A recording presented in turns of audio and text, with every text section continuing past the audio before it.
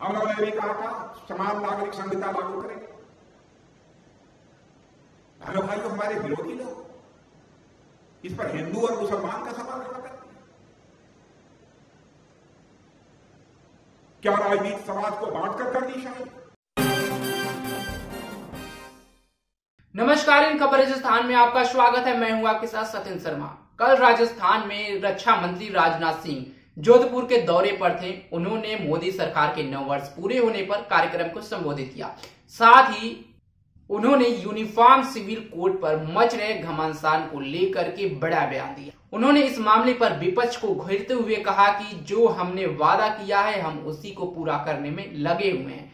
साथ ही उन्होंने कहा कि इसमें इस तरह का कोई मामला नहीं है जिसमें इसका विरोध किया जा रहा है। हम वही करने जा रहे हैं जो संविधान में लिखा है। और साथ ही उन्होंने कहा कि यह तो सुप्रीम कोर्ट ने भी कह दिया है कि देश में एक देश एक कानून होना चाहिए। साथ ही उन्होंने आर्टिकल 44 का हवाला देते हुए कहा कि आर्टिकल 44 में सीधे तौर पर लिखा गया है कि यूनिफॉर्म सिविल कोड देश के लिए कितना जरूरी है। विपक्ष जाकर उसे पढ़ ले। आप भी सुने रक्षा मंत्री राजनाथ सिंह का वो बयान जिसमें वह सीधे सीधे यूनिफॉर्म सिविल कोड पर मच रहे घमासान को लेकर सीधे विपक्ष को घेरते नजर आ रहे हैं और यूनिफॉर्म सिविल कोड कितना देश के लिए जरूरी है वो बता रहे हैं। हम लोगों ने भी कहा था समान नागरिक संहिता लागू करेंगे।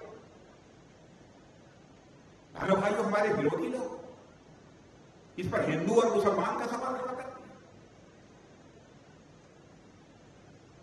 क्या राजनीति समाज को बांटकर करनी चाहिए? क्या हम समाज को साथ लेकर, सारे देश को साथ लेकर राजनीति नहीं कर सकते? क्या कोई मुस्लिम है यदि अपनी कोई धार्मिक क्रिया करना चाहता है, क्या हम उसको नहीं होने देंगे? कोई ईसाई है यदि अपने धर्म के अनुसार कुछ करना चाहता है, क्या हम उसको नहीं करने देंगे?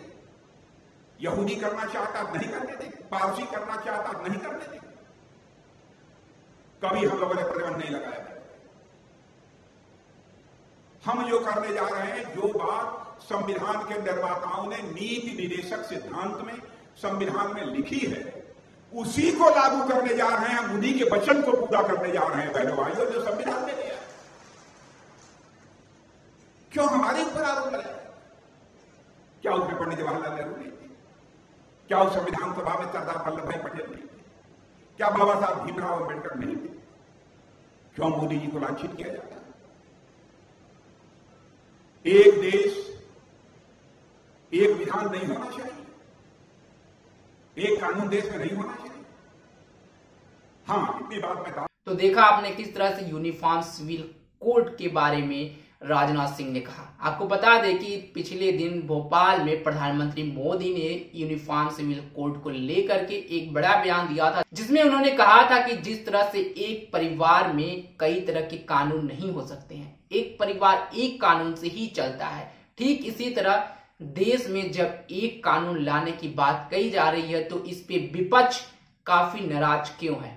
एक देश एक कानून आज की जरूरत है। आपको बता दें कि कुछ दिन पहले ही सरकार की तरफ से एक गाइडलाइन जारी की गई है जिसमें देश के नागरिकों से सुझाव मांगा गया है यूनिफॉर्म सिविल कोड पर। इसमें देश के नागरिक अपने सुझाव सरकार तक पहुंचा सकते हैं।